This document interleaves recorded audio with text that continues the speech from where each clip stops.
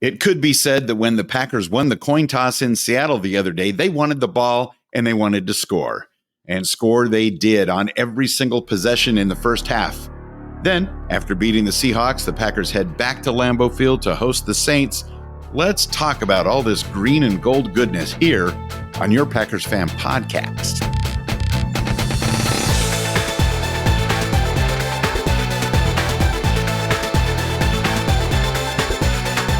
I'm Scott Clark, and you might know me from the Gaming Outsider podcast. I've got to say, it feels pretty good to know that there's 3 games left in the season, and the Packers only have to win one of them to clinch the playoffs, especially since the remaining games should give multiple easy opportunities to do just that.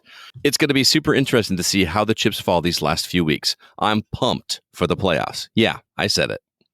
And I love it when you say it. And me, podcasting since 2005, I'm Wayne Henderson, and I enjoyed that Packers game in Seattle so much that I'll even forgive the team for wearing those weird alternate uniforms. This is episode 313. On me a little bit. Only because we're undefeated when we wear them. It's episode 313 of your Packers Fan Podcast. So this week, let's recap the goodness from the Seahawks loss to the Packers. And we've got some listener feedback and thoughts to share as well.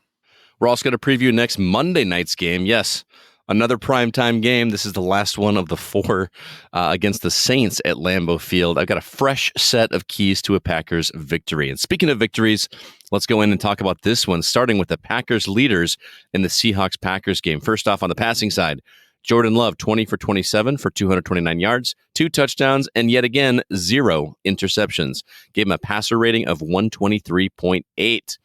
Rushing, Josh Jacobs obviously was the leading rusher, 26 carries for 94 yards and a touchdown. Receiving, Christian Watson, 3 catches for 56 yards. And defense, how can you not talk about Edgerrin Cooper? 7 tackles, 6 of them all on his own, 1 sack, 2 tackles for a loss, and 2 quarterback hits. Obviously, bringing the pressure. Love to see all of those numbers. But let's get into the details of the game, starting with the opening drives. First off, Packers won the toss and elected to receive. Nixon had a decent run to give the Packers a start on the 37. There was an unnecessary roughness call for a big shot on Love after he threw a pass to Jacobs for a first down, gave us 15 more, and started again at the Seahawks 31. I was wondering at this point if we had anybody else on the team besides Jacobs. But does it matter at this point?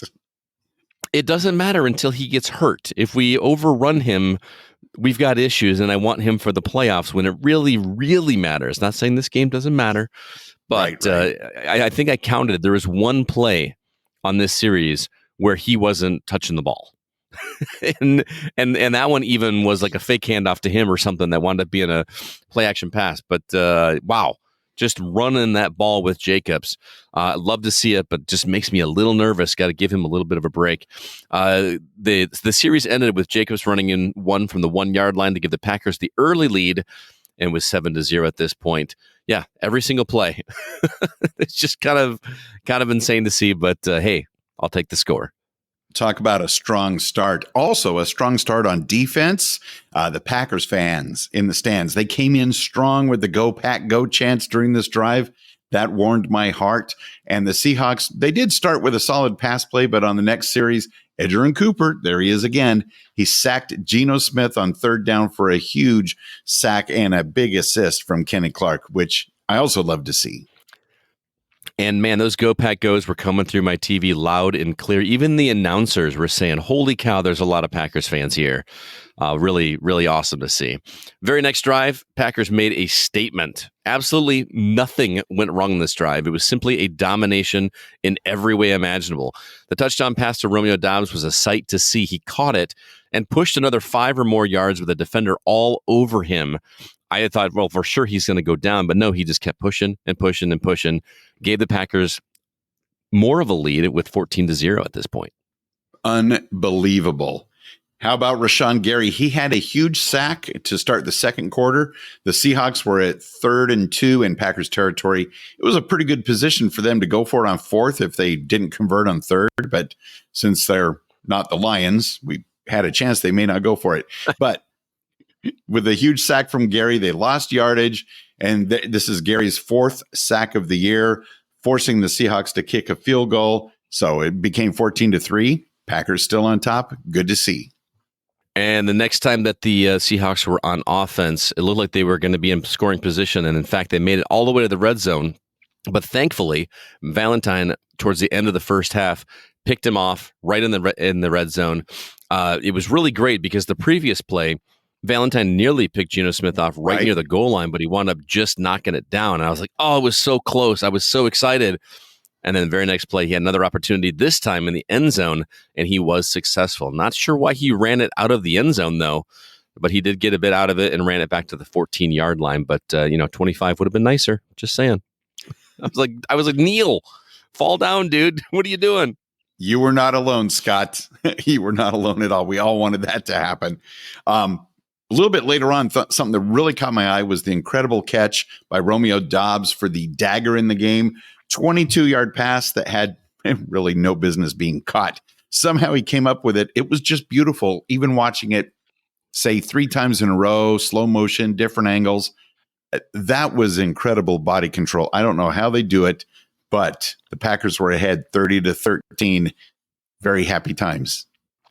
It was another struggle week in terms of coming up with lowlights. I guess the second half things started not going quite as well, but the biggest takeaway in terms of negatives or lowlights was the penalties. It just killed the momentum, especially when we were on defense. Like, there were so many flags thrown on the opposite side of the field, nowhere near the action. Yeah, I get it. We're a young team, but if we can shore that up, I feel like we are going to be unstoppable in the playoffs. That would be nice. It is better than last week, though. With the flags everywhere. Yeah. Another, I guess you could call it a low light, was Jacobs' fumble around the 12:50 mark in the fourth quarter. It was punched out by a defender. There wasn't too much I don't think he could have done. There was also on that play no call for the slight tripping on Jacobs, which could have led to him letting go of the ball a little more than he should have. But it did put Seattle on the wrong side of the 59-yard line. It led to a run by Charbonnet to close the gap a little bit. Packers were leading 21-13, but not nervous at all, which is a nice feeling when watching a Packers game, Scott. Absolutely. Another one that was the failed fourth down conversion in the fourth quarter. Green Bay was up by 10 with under 6 minutes in the game. They attempted to go for it on 4th and 2, but Jacobs is stuffed easily. Seattle takes over on their own side of the 50, but thankfully Cooper intercepted and ran it back to the Seattle 27. So no harm, no foul, I guess. It would have been nice to score a little bit earlier, but hey, what are you going to do? And did they say during the game that because we had another challenge that we lost, did they say that LaFleur is now 0-6 on his challenges this season? Yeah. It's a little frustrating. Wow. There was one he made. I can't remember exactly what happened. I was like, dude, why are you wasting? That's not worth it. Even as it happened, I was like, nope, that's fine. But yeah, sure enough, we got to throw that flag and make it happen. So I don't know. Yeah, unless he was ready to throw, a timeout period anyway. And he's like, well, if we win it, we win it. If we don't, it was a timeout. But I think we need to go for it on a few more of the 4th and short scenarios, because there was a couple I think we could have made it. And even if we hadn't, it wouldn't have been the end of the world. But I just don't know. Yep. All right. So let's check and see what the listeners thought. We had our weekly poll question. We post that in our Facebook group. You can find it at packerscommunity.com as well as on X, or Scott still calls it Twitter. He's living in the past, but you can find us there at Packers Fan Pod shortly after each game is done. The question this time around, which facet of the Packers will shine brightest at Lambeau Field next Monday night versus the Saints? Is it going to be our defense because they're so exciting to watch lately? Is it going to be our passing game, or is it going to be our running game? And then we did have a write-in vote for the fact that Captain Pack Sparrow is going to be at the game. Nice. I'm going to go with a crazy pick here. I'm going to say the passing game. This is kind of a spoiler for my keys to a Packers victory, but the secondary in the Saints is decimated, and they just got rid of a very key player, so they really have no really great secondary defense. So I think the passing game is going to rear its head this week, and that's going to be awesome. And I'm going to go with the defense, because although I do love throwing and watching the touchdown passes and some great runs from Josh Jacobs, our defense when they're getting sacks and they're getting interceptions and just wrecking havoc. It's a lot of fun to watch. And I think at Lambeau Field next Monday night, actually all three faces are going to be shining quite a bit. When combining the votes from X, Twitter, and Facebook, 51% went with the defense, 28% said the running game is going to shine the brightest, 12% said the passing game, and 9% got a couple of votes for Captain Pack Sparrow being at Lambeau Field.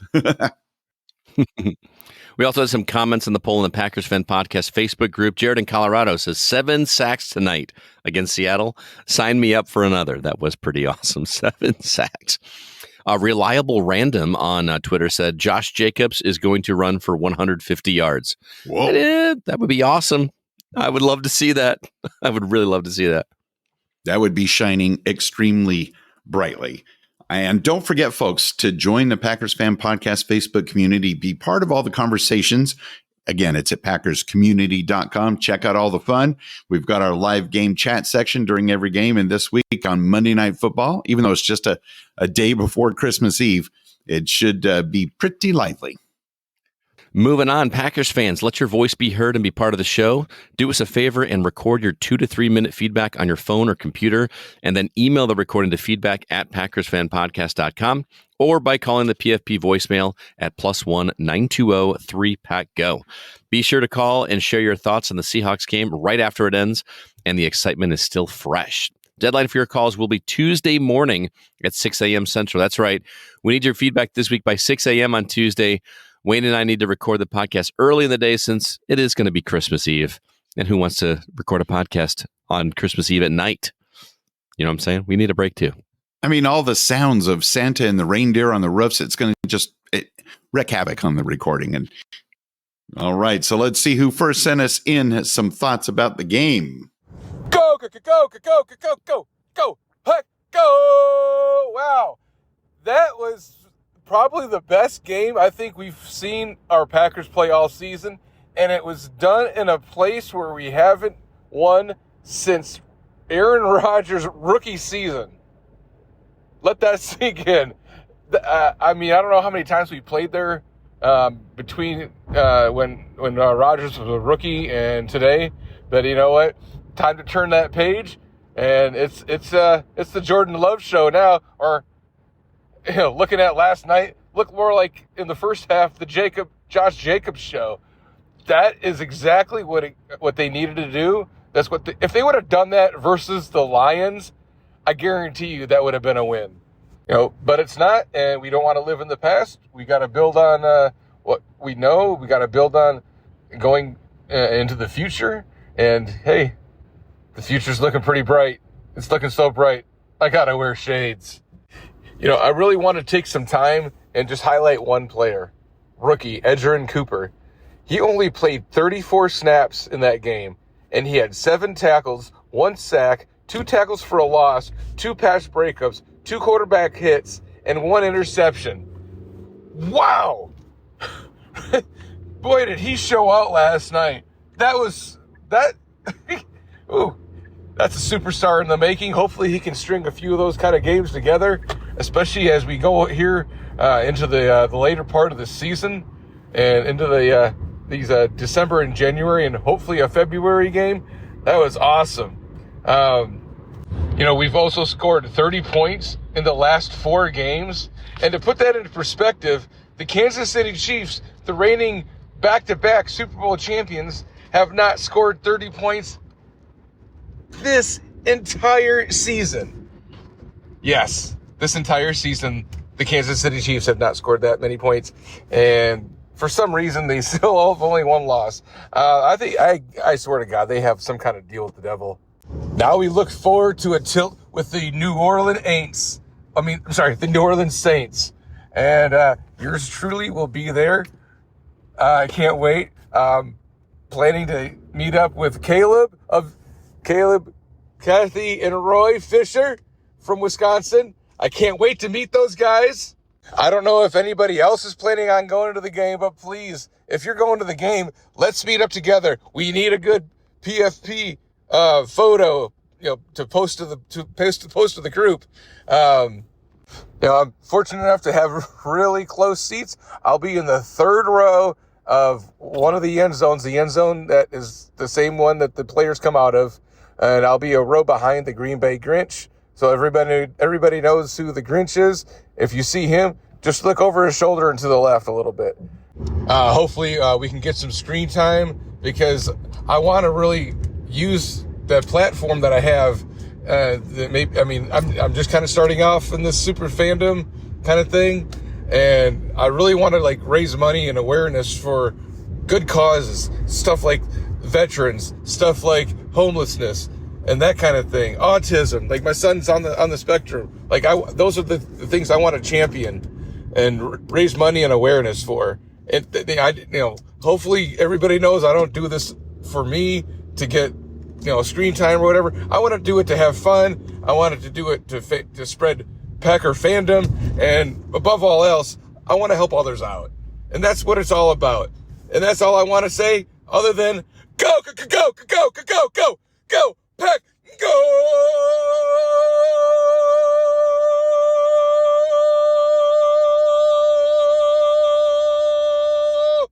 Go Pack, go indeed. Dan, thank you so much for the call.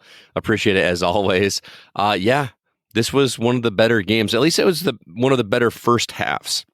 I will say that things were they were good in the third and fourth quarters, but they were not as on fire in that. They were just dominated completely.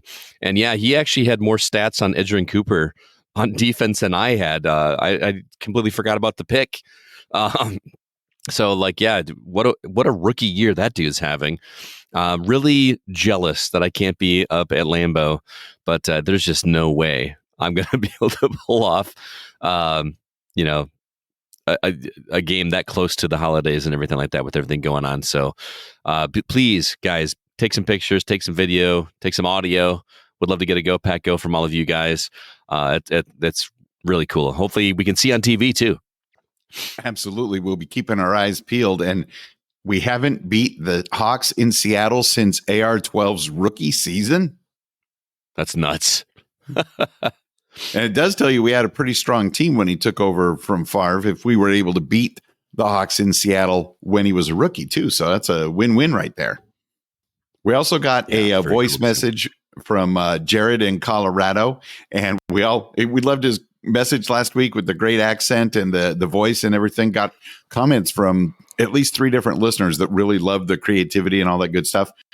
This week, here's a quick pre-roll before his very brief voice message. He said, lots of family stuff going on over the weekend, so I didn't have time to record any feedback, but I figured I would at least share a very short recording of me working with my son and getting him to chant Go Pack Go. Hope you enjoy. Oh, and that was one hell of a game.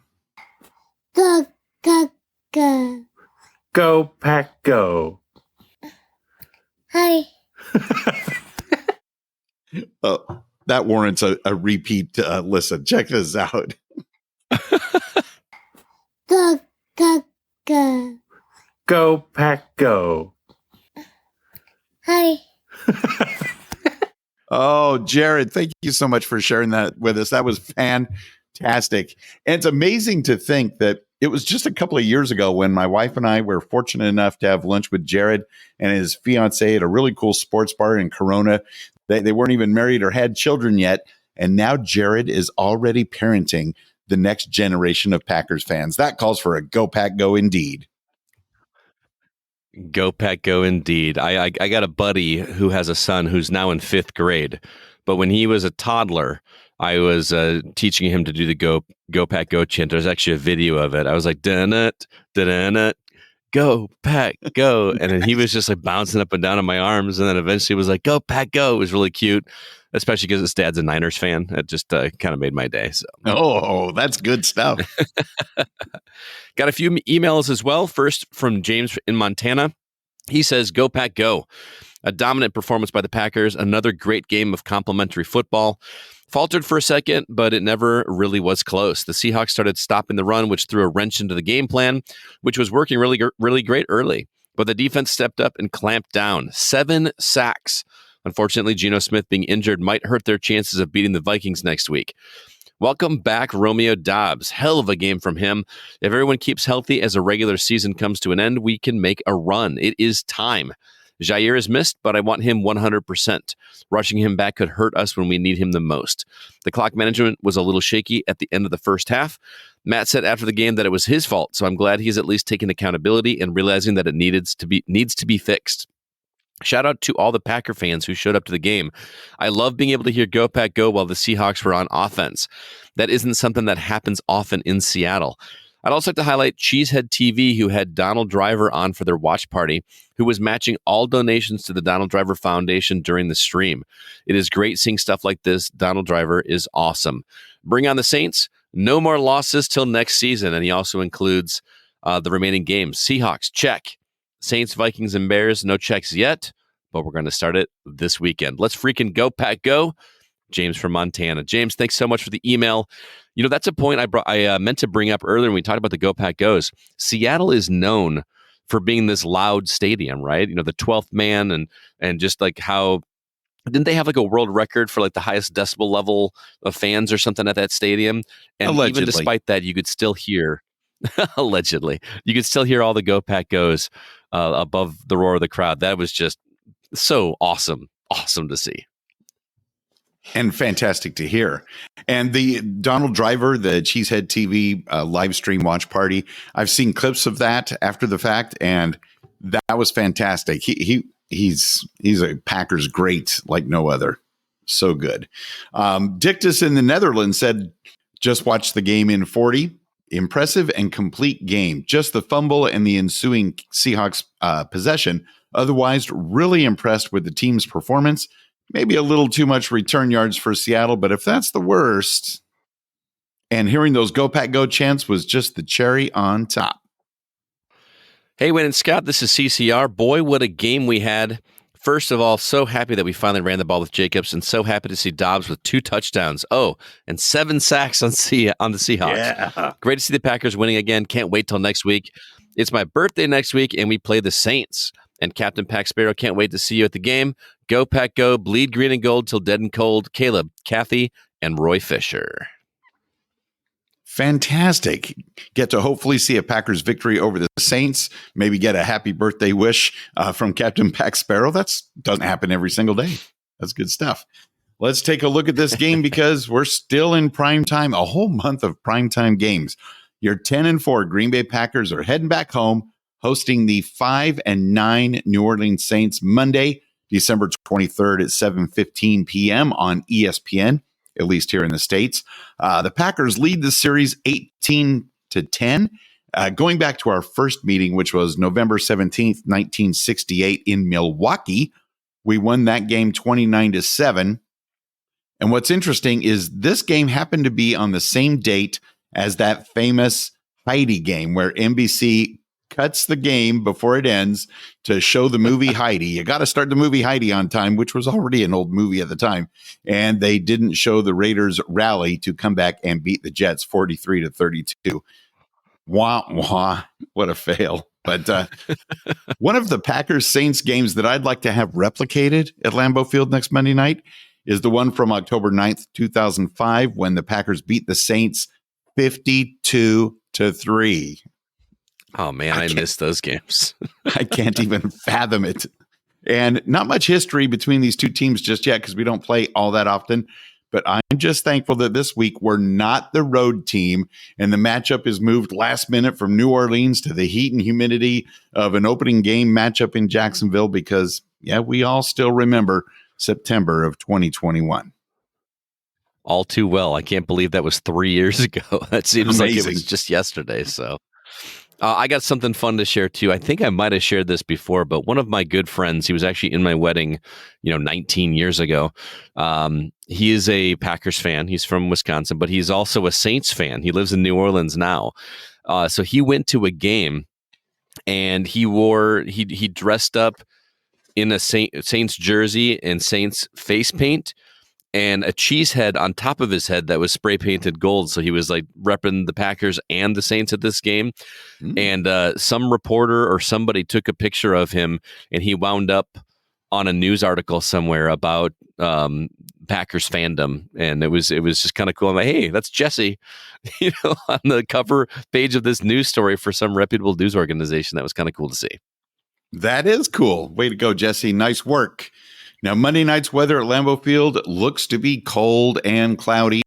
Could be 24 degrees Fahrenheit, which is minus 4 degrees Celsius. So, Scott, that begs the question, is it now time to bundle up a little bit?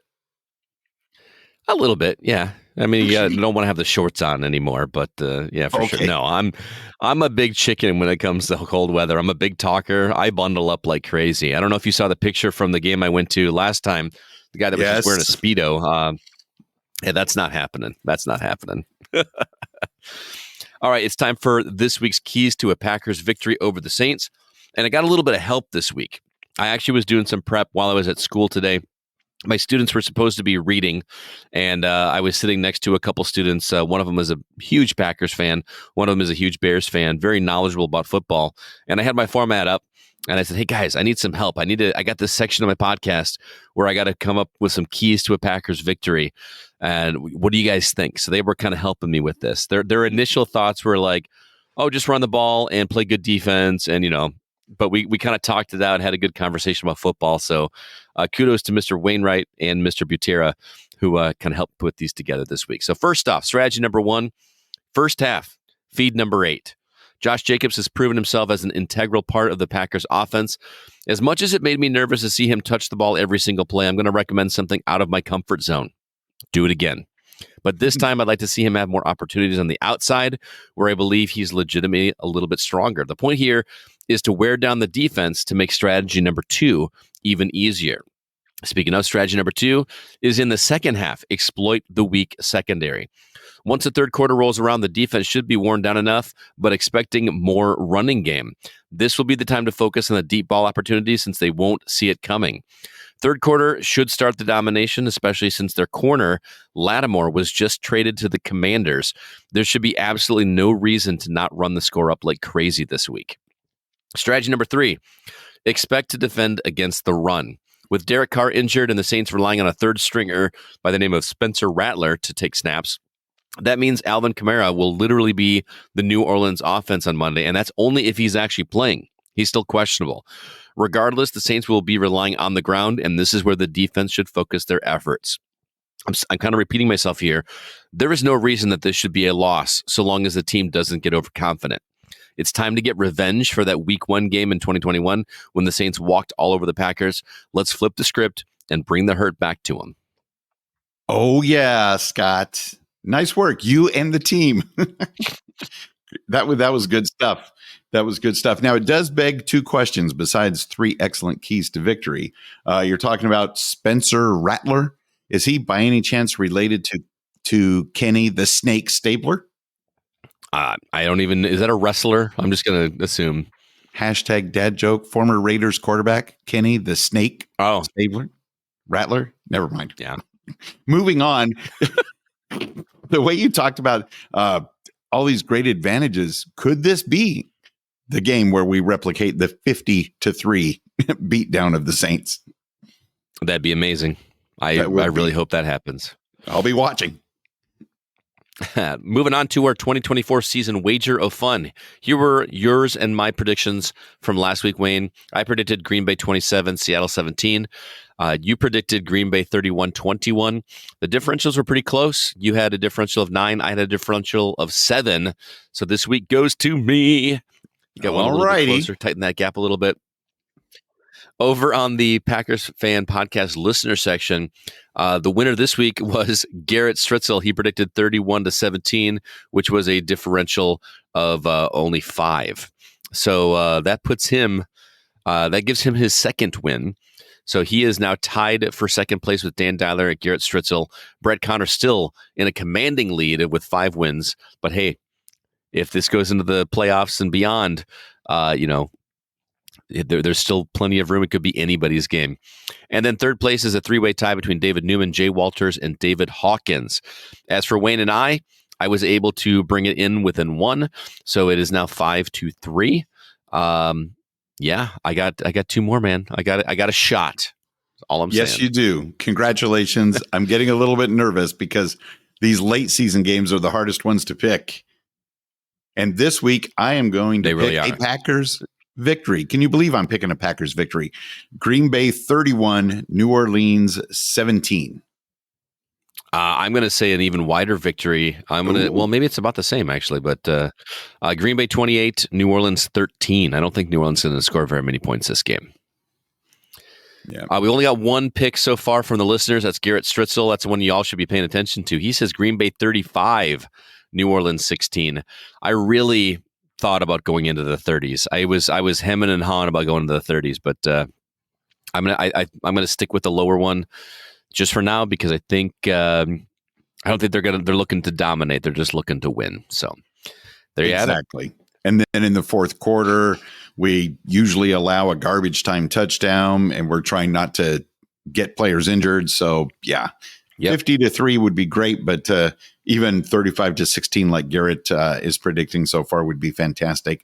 The NFC North still, well, 3 of the 4 teams, the strongest division in the NFL. The Lions are still 12-2, but don't look now. The Vikings are 12-2, and the Packers are 10-4. The Bears are 4-10. So I got a quick question, Scott. Is 4-10 any good? I'm asking for a friend. No, that's not good. Okay. If we don't beat the Bears the last week of the season, we got problems. I mean, it could be a situation where that game really is not going to matter at all. You know, like it's not going to improve our standings in the wild card. So it could be a situation where we do keep safe, you know, and try to keep from being injured. But I don't want to finish the season with a loss to the Bears. I just do not want that to happen. No, that would be terrible. I think even if we rest Jordan Love because we don't have a reason, I don't know. Even without Jordan Love in there, we're still going to win. I would hope so. I do want to mention though the Lions game because the Lions did lose, which was pretty cool to see. But it's just kind of insane to me how good of a game Jared Goff had, and he still lost that game. Didn't he have like 5 touchdowns, 400 plus yards, no interceptions, and lost the game? Like, what else does that dude have to do? You know what I mean? He did his job. He totally did his job. Anyway, moving on. I want to talk about my other podcast before we get out of here. The Gaming Outsider. We got new episodes out every week, and this Thursday is no exception. And what we're doing is we are recapping the Game Awards that took place this past week. If you're not familiar, that's kind of like the Oscars, but for video games. And the game that won, in my opinion, is the one that deserved it. I was a game that I reviewed on my website that got a perfect 10 out of 10 for me, which is something that I do not do often, but it is a perfect game. The game is Astrobot. If you are a PS5 owner and you have not played this game, you're doing yourself a disservice. It's awesome. But if you'd like to hear us talk about it, you can do so the same places you listen to this show. And you can also find our website at thegamingoutsider.com.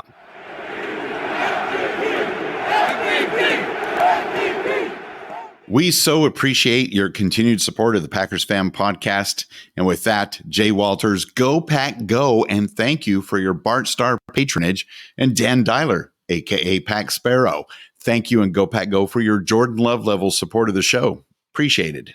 We also send Go Pack Goes and thank yous to our Brett Favre level supporters, Miguel Ramirez from the Opposites Attract podcast, Scott Bors, and Megan.